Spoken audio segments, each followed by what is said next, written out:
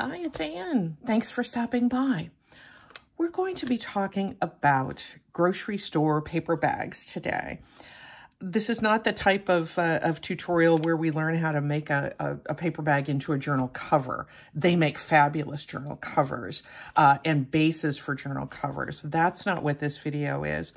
We're going to be talking about taking the paper from those paper grocery bags and manipulating the look of the paper to become something else in our journals. We're going to learn how to take this brown paper and turn it into something that is really unique, particularly as a background to use as a tag or a pocket or other ephemera for our junk journals. I have here a piece of a Trader Joe's bag. I know that we try to not, or to always use reusable bags with our groceries these days, and it's important to do that. But sometimes these bags just find their way into our lives, don't they? With me, every once in a while, you know, I'll forget my reusable bag, or I'll be out and I, don't have it. I forget it in the car, or somebody brings some vegetables over from their garden in a paper bag. These things just find us. So it is great to be able to reuse them in our journals in whatever way we can. Some of the things that I'm going to share with you today, if you've been around the junk journal world for a while, you probably know some of these, but there's one that I've not seen anywhere else. So I'm going to get to that in a minute. But especially if you're a beginner, I think you're going to find this is going to be a way that you can really level up this grocery store paper and find really interesting uses for it in your journals. We're going to start with some scoring and inking. This is a Trader Joe's bag and my scoreboard. And I'm just going to, I'm just going to take part of this, because I don't need to do a great big piece of it to show you this technique. Sometimes these Trader Joe's bags are so beautiful for collaging all by themselves that you almost could do that. Yep, I'm gonna set that aside because that would make a beautiful tag all by itself. Okay. Here I am with my piece of grocery bag paper on my scoreboard, and I'm going to be doing some random scoring. We're going to be using this side for our surface treatment, but we're going to be scoring from the reverse side. Either side will work, but I want you to see this side first. I feel kind of bad going over this Joe's. Joe is my brother's name. I mean no disrespect to your fine name, my brother Joseph. I'm not counting here. I'm not planning out where I'm scoring. I'm just kind of moving along. Some are closer together and some are a little bit further apart. And this is going to be a nice basis for maybe a pocket, maybe a tag. You're going to have ideas once you see it. So I don't know if you can see the scoring there. It might be a little more visible there. My light, I'm sorry, is not very good. I'll set this aside. And what's something I can ink on? How about something like this? I'm just going to take a Distress ink pad, but you could really use any ink pad at all. This one happens to be brown, or Vintage Photo. It's almost dry. This is a nice use for those that you're almost getting ready to toss. And we're just going to swipe across. See, this is where it's going in. This is where that little score line is sticking out.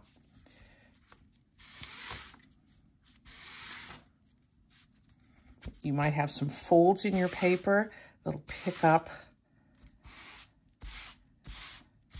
some of that ink because they're forming a little indentation of their own. There we go. Didn't that completely transform that paper? How great that would be on a journal cover or just as background for a tag. You can add in other colors too. There's this little green one that I happen to have over here. Ooh, look at that.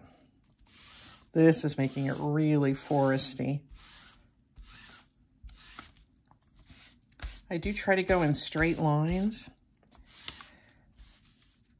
when I'm putting the ink across the surface. That green darkened up that vintage photo and makes it pop even more, as well as leaving a little green behind. So this is a great technique. Look at that Trader Joe's bag. How great this would be on a tag. This is just a little, I'm just gonna make this kind of stand in here. What if we used this?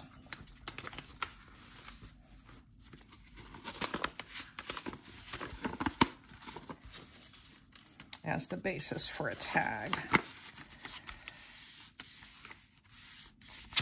I'm not really gluing it in place, but I want you to see how nice this looks as a potential tag. Glue some of your focal points, maybe some labels, maybe a word or two. What a nice, nice tag this is to put into a junk journal, completely from that brown grocery paper. Now, if you happen to have an embossing machine, this becomes even easier because you don't have to do the scoring, although I love the plaid effect of this. But if you feel like something a little bit different, take a little piece of that same grocery store paper and run it through your embossing machine with the embossed portion, the raised portion, coming up on the blank side of the paper. Here's one that I did that has that nice script in it.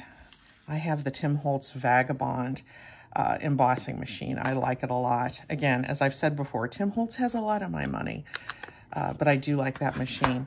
Instead of the brown, let's try this plum color. This is beautiful just as it is, and you could certainly use it that way for a tag in a journal.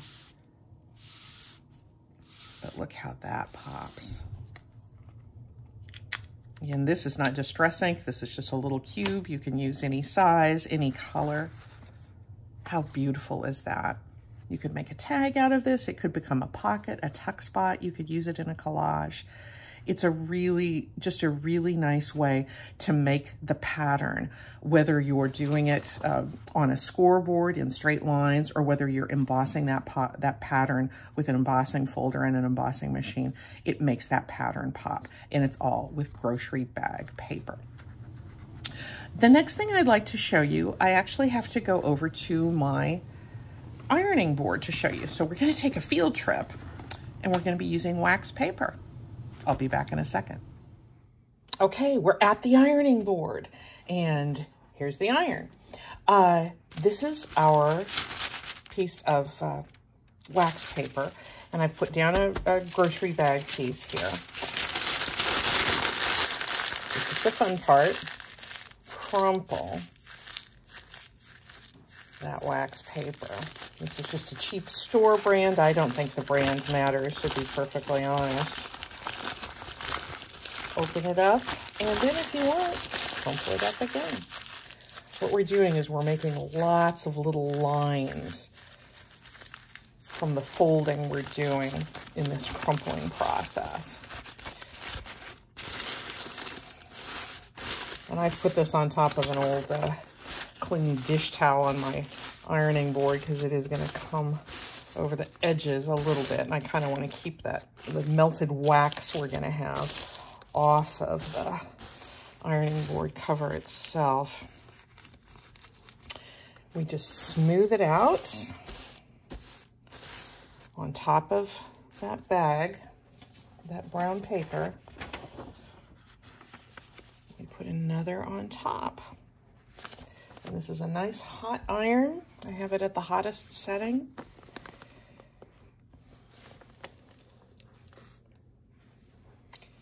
Just going to carefully iron those layers together, that crumpled wax paper in between two layers of brown paper. This isn't the Trader Joe's bag. This is another bag, actually. And this is one I kind of discovered on accident this past fall because I was trying to iron some fall leaves together in between layers of wax paper, and This the leaves didn't turn out so great, but I got an interesting effect from the wax paper. You can start to see a little bit of it coming through. But let's see how this looks now. Look at that, and it's perfectly smooth. It's not sticky. There's one sheet. Let's look and see if the other one turned out okay. That's a little bit different, but it's gorgeous, isn't it? I was so thrilled when I discovered this completely by accident. And this is one that I haven't actually seen anyplace else. So I'm really happy to be able to share it with you. Let's look and see how we can incorporate that into a journal top. Okay, we're back at the craft desk, and I have taken a piece of that wax paper ironed on grocery bag piece.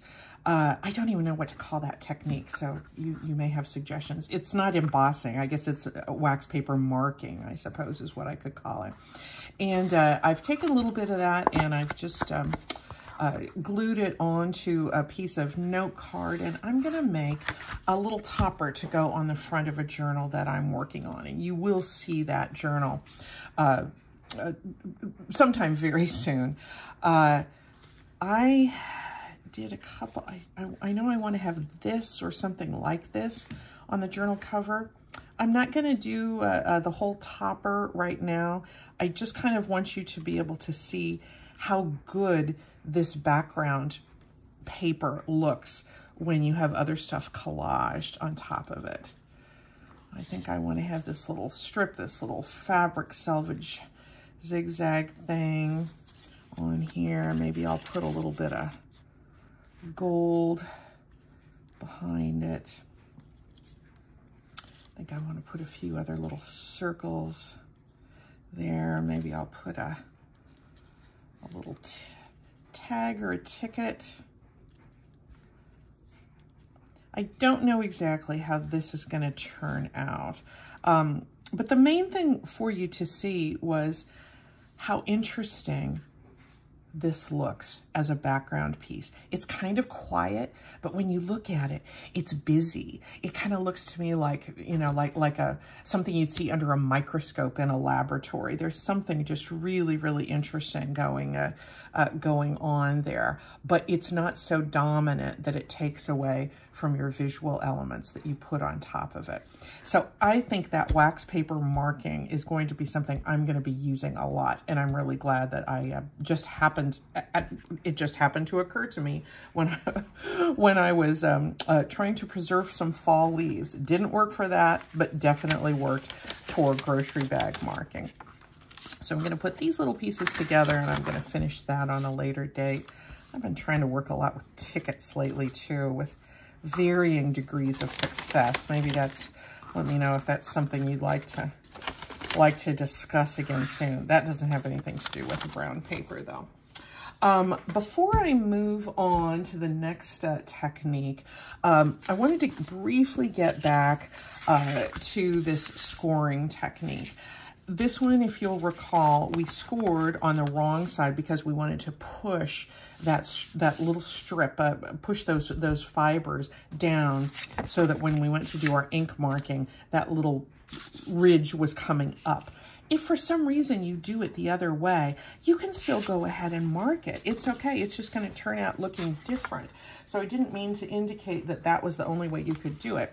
If you did it the other way, you know, if you had this the blank side up and pushed down this way with your bone folder, and you thought, oh, I should have done it the other way. No, keep it. It's just going to look different. Let's look and see. So this one I did the other way. I did it with the blank side up. I pushed down from this side on my scoreboard. It still is a super attractive way to mark your grocery bag. It's just different. You can see side by side there. With one, the lines that you've scored are in the negative. They're recessed. And with this one, they're coming back up. Oh, I should bring it back out there. Sorry about that. A little close. So you can see the difference. They're both great to use, and I just, for this one, I wanted that strong line, but it looks really nice with it, particularly with the dark ink when the line is recessed as well. Okay, so we've done the wax paper marking, we've covered scoring and embossing. Let's talk about another way that you can level up your grocery bags. You can do it with stitching, with machine stitching. And you have seen things like this that I've used before. I love to make journal pages to insert in my signature. I stitch around the edges. Sometimes I fold up from the bottom and I use a decorative stitch.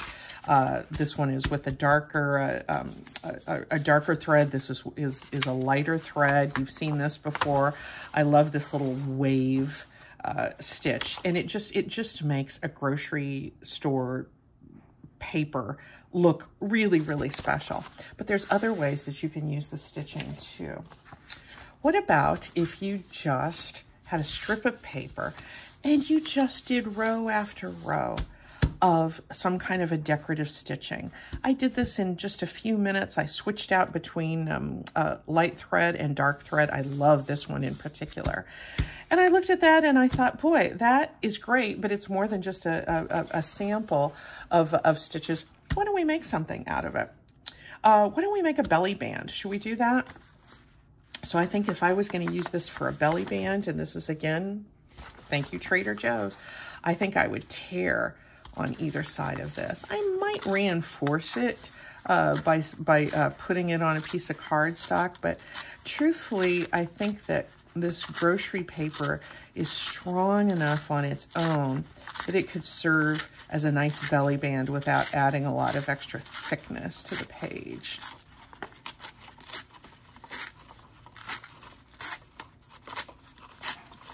There's one side, and I'll have to kind of grab to do this one, but I think this is going to be quite spectacular.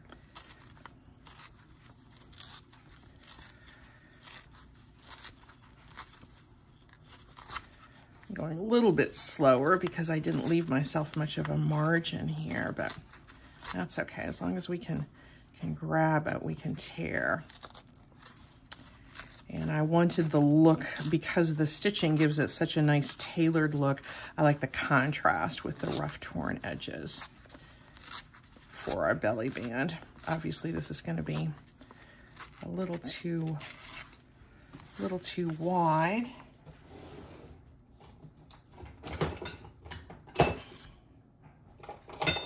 Grabbing my Distress ink that has more juice in it, because that one is, I'm not really using it with my dauber anymore, but it worked well for our paper marking.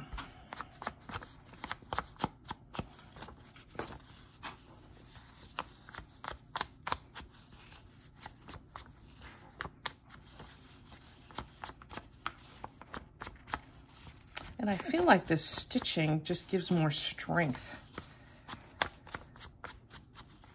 to the belly band anyway. Isn't that going to be nice? Let's slice it.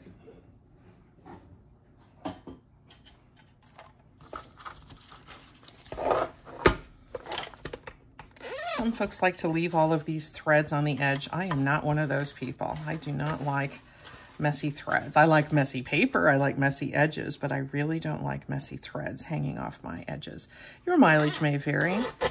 You do you. There are no junk journal police. If there are, we shouldn't listen to them. And there's a pencil so I can mark. Oh, things are rolling. Let's see, so a belly band, if we were going to make one to go across a page, my pages are usually 5.5 inches wide, so 1, 2, 3, 4. I think I would make it about like that. Good, I'm going to have more left over to make a pocket. And we'll slice. Here, I said I didn't like threads hanging, and there's going to be a little bit of unraveling, but that's different than the long strings, so that's okay. There we go. definitely use that for something else. This is a belly band that's going to go horizontally across the page instead of up and down. There we go. Let's see if I've got a blank page in this guy.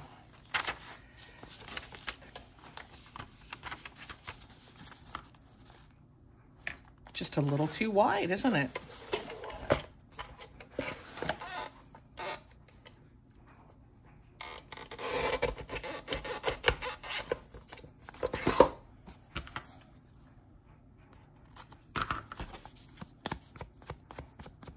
There we go. Grab the art glitter glue.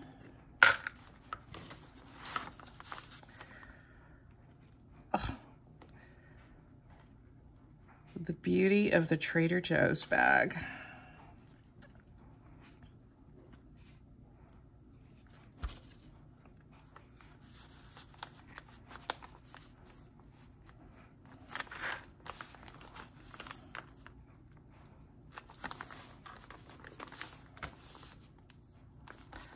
There we go.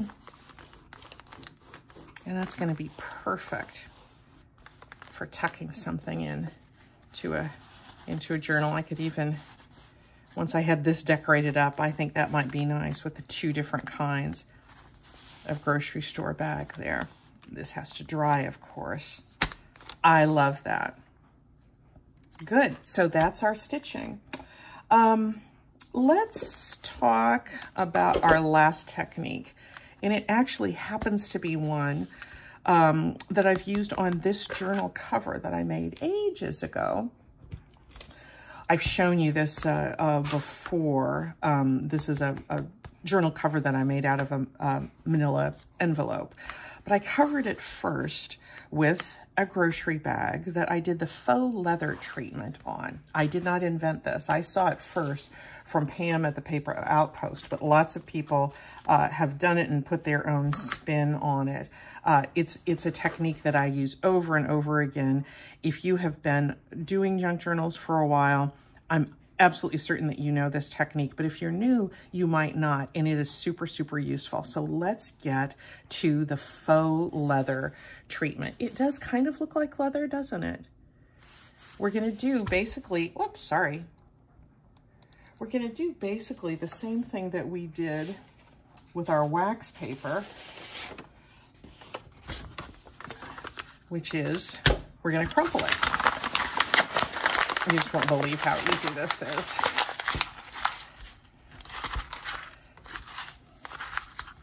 And we squish, and we squish, and we squish. And then we spread it out. And we're gonna do it again.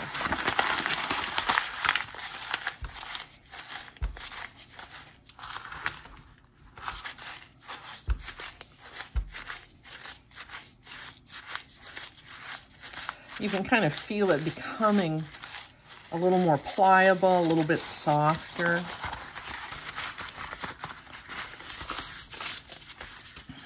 But look at those beautiful lines that are starting to form. Almost exactly like we did with the wax paper, but for a different purpose. Put this underneath here. And with this, we're going to do exactly like we did with our embossing, our scoring and embossing technique. We're going to take our ink and we're just going to rub it lightly. And look at how that grocery bag paper starts to get a look of leather. This stuff dries pretty quickly. You're going to get kind of inky. But it still doesn't take too long to dry. It's not messy. It's not a drippy ink. There we go. That is it. Spread it out. You could iron it a little bit, I guess, if you wanted to. Be sure and protect the surface of your ironing board cover if you choose to iron it. I generally don't. I usually just spread it out. I could put it underneath my my craft mat here if I wanted to press it down. But I love the crinkly look of this. It has a look of leather. It's intriguing, and it's perfect to put on a journal cover like this, or to use as a pocket or a tag, a background that you put your collages on top of. Now, when I first learned this technique from the Paper Outpost, Pam went an additional step, which I did do initially, and I liked it, but I just kind of haven't bothered to do it much since then, but I want to tell you about it. If you're not familiar with the last step on this technique, should you choose to do it, is you take a little dollop of hair conditioner. I mean, yeah, just your hair conditioner, like you use in the shower every day, and you rub it on there. And it softens the paper fibers just a little bit more, but it doesn't make anything sticky, and you let it dry.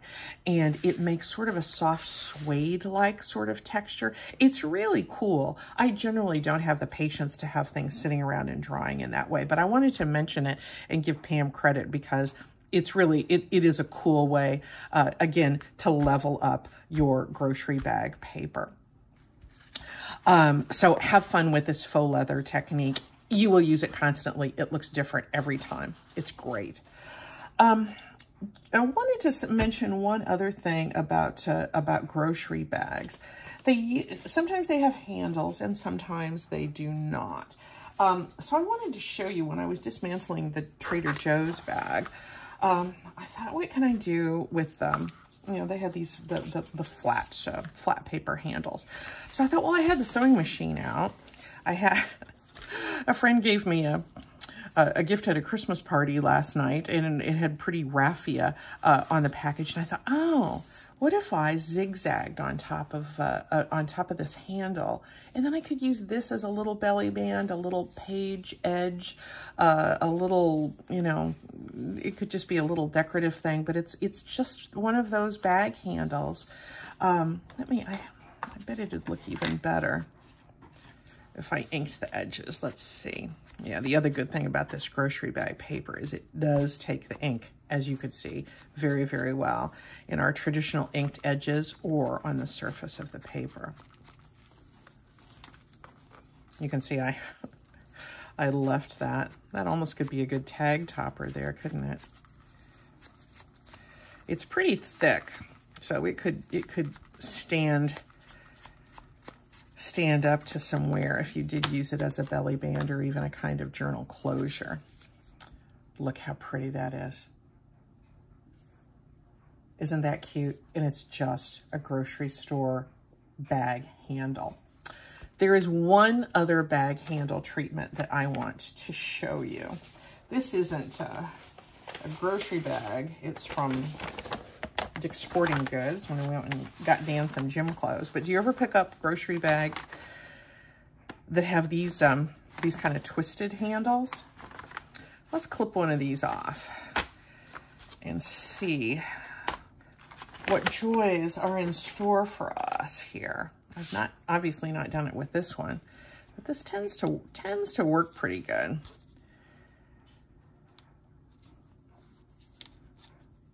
Hope it doesn't take me another hour to unwind it. But see, that's just a paper too. They're probably all made a little bit differently. Yeah, there's no wire in there. That's just paper. Yeah, once you get going, it does unwind. I've had some where there has been, you know, a kind of all one piece that's been twisted together into a bag handle. This one looks like it's 2 layers, 2 more narrow layers. So what could you do with this? This could be, you know, something that you could, certainly that you could put into a collage. You could use as a page edge. You could stitch it. I have used these for tag toppers. I folded them together like that and stitched them onto the top of a journal tag, so it's a little pull. But this is one, quite frankly, that you could ink too if you wanted to. There, that looks nice. Yep, just a little throwaway thing, but it's a way to alter the paper of a grocery bag or a shopping bag and turn it into something really special for your journals. So there you have that, guys. I hope you'll have fun with some of these techniques. They're super easy, and you will use these again and again, I promise. We'll see you next time. Bye-bye.